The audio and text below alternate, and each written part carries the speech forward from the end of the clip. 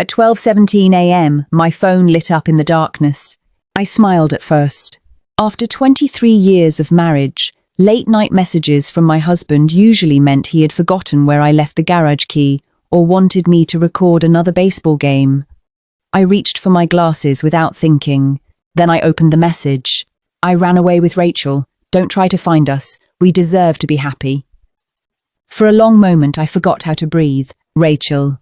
Not just any woman. My best friend. The woman who stood beside me at my wedding. The woman who held my hand after my mother's funeral. The woman who called me sister. My fingers felt cold, but they didn't shake. I typed only 2 words. Good luck! Then I placed my phone on the nightstand and quietly got out of bed. People think betrayal sounds like a scream. Sometimes it sounds like silence. Ooh, my name is Olivia Bennett. I am 45 years old. For 23 years, I believed I had built a safe life. I worked as a senior accountant in Columbus, Ohio. Numbers had always made sense to me. Every dollar had a place. Every report had a balance. People? Not so much. Ethan had always been charming. He remembered birthdays. He opened doors. He made strangers laugh. Rachel used to joke that I had married the nicest man in Ohio. I believed her. Now I wondered how long they had been laughing behind my back. I walked downstairs without crying. Instead, I opened my laptop. My marriage was over. Now my finances came first. Within 30 minutes, I cancelled every shared credit card. I froze our joint accounts. I changed every online password. I called our home security company and removed Ethan's access. At 2 a.m, I contacted a locksmith through their emergency service. By sunrise, every lock on my house had been replaced. The strange thing was, I didn't feel angry. Not yet. I felt awake, like someone had finally turned on the lights in a room that had been dark for years. Ooh. The next morning, Rachel called. I watched her name appear on my phone. Once, seeing her name made me smile. Now it looked like poison. I answered. Olivia. Her voice was shaking. I never wanted to hurt you. I almost laughed. You've succeeded anyway. It just happened. No, I replied calmly. Choices happened. Silence. Then she whispered, we love each other.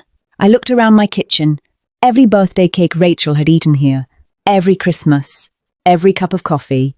Every secret I had trusted her with. I hope it was worth it. Then I hung up. She never called again. Ooh. 3 days later, I began reviewing our financial records. Not because I suspected theft, because accountants survive by checking facts. The first transfer looked ordinary, $800. Then another, $2,000. Then $5,000. Each payment carried vague descriptions. Consulting, travel, equipment. Something felt wrong. I opened older statements. Hours passed. Coffee turned cold beside me. My heartbeat became slower. Not faster. That was always my warning sign. I found transfer after transfer, stretching back almost 18 months. Money disappeared little by little, enough to avoid attention, enough to build something in secret. I added every transaction. The final number appeared on my screen. $39,842. Nearly $40,000. Gone. I checked authorization records. Every transfer showed my electronic approval, except I had never approved them. I compared login times. Some approvals happened while I was attending conferences hundreds of miles away. Others occurred while I was sitting beside Ethan watching television. Someone had copied my electronic signature. Someone had forged my authorization. Someone had stolen from me while kissing me goodnight. That realization hurt far more than his affair. I spent the next day gathering evidence. Bank statements, emails, login histories, tax records. Every document told the same story. This wasn't one bad decision. It was a carefully planned crime. Late that afternoon, I scheduled a meeting with Lauren Hayes, one of the best financial attorneys in the city. She listened quietly as I placed folder after folder across her desk. When she finished reading, she leaned back. Mrs. Bennett? I know. No, she said. I don't think you do. She slid one document toward me.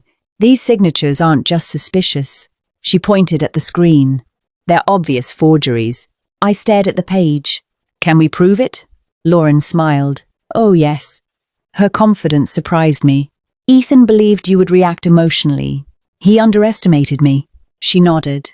He underestimated an accountant. For the first time since that midnight text, I felt something new.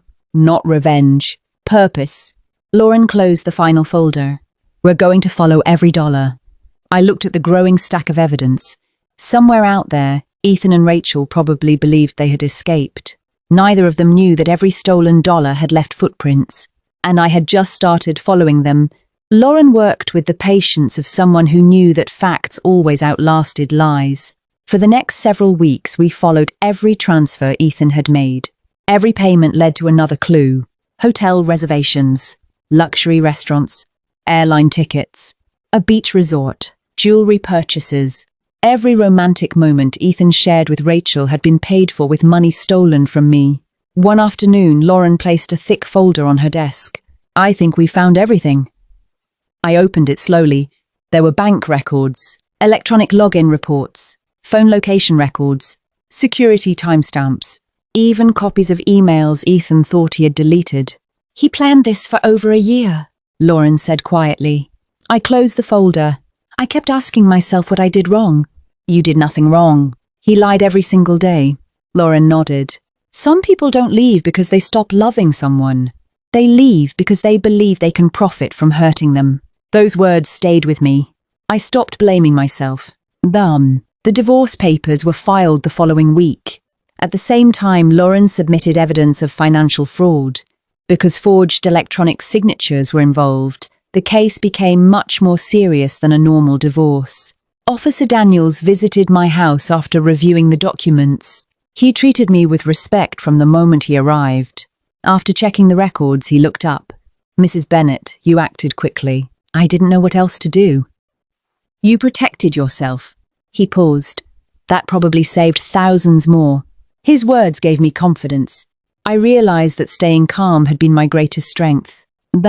Almost 3 months after Ethan disappeared, my doorbell rang.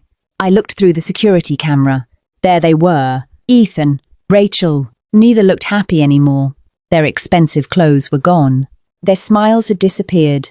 I opened the front door just enough to speak. Ethan forced a weak smile. Liv, can we talk? No. Rachel stepped forward. We made a mistake. I looked directly into her eyes. No, I answered. You made hundreds of choices. Ethan sighed. We're broke. Those 2 words explained everything.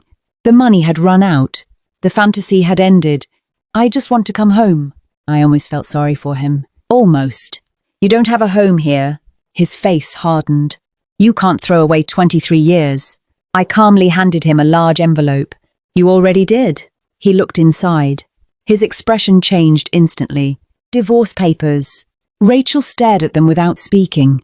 Then she looked at Ethan. For the first time, I saw doubt on her face. She finally understood something. If he could betray his wife of 23 years, one day he could betray her too. I closed the door. Neither of them knocked again. The courtroom was silent. Ethan sat across from me, avoiding my eyes. Rachel was not beside him anymore. She had disappeared weeks earlier. Lauren stood confidently as she presented document after document. Every bank transfer, every forged signature, every unauthorized login, every stolen dollar. Ethan's attorney tried to argue that I had given permission. Lauren calmly displayed conference records proving I had been in another state when several approvals supposedly happened. Then she showed computer login locations connected to Ethan's phone. The room became very quiet. The judge adjusted his glasses. He studied the evidence for a long time. Finally, he spoke. The financial records are overwhelming. Ethan lowered his head. The judge continued. The court awards Olivia Bennett full ownership of the marital home and the remaining marital assets. My heart remained steady. Then came the final sentence. Evidence of possible criminal fraud involving forged electronic authorization will be referred to the proper authorities for investigation. Ethan closed his eyes. For the first time since that midnight text, he looked afraid. Not because he had lost me, because he had finally met the consequences of his own choices. The divorce became final several months later. Rachel left Ethan soon after. Without stolen money to support their dream, their relationship collapsed under the weight of the same dishonesty that had created it. I didn't celebrate. Some victories don't need applause. They simply bring peace. I renovated my home. I planted flowers in the backyard. I traveled alone for the first time in my life. Every small step reminded me that freedom can arrive wearing the clothes of heartbreak. At work, several women quietly began asking for financial advice after hearing my story. Instead of hiding what had happened, I shared it.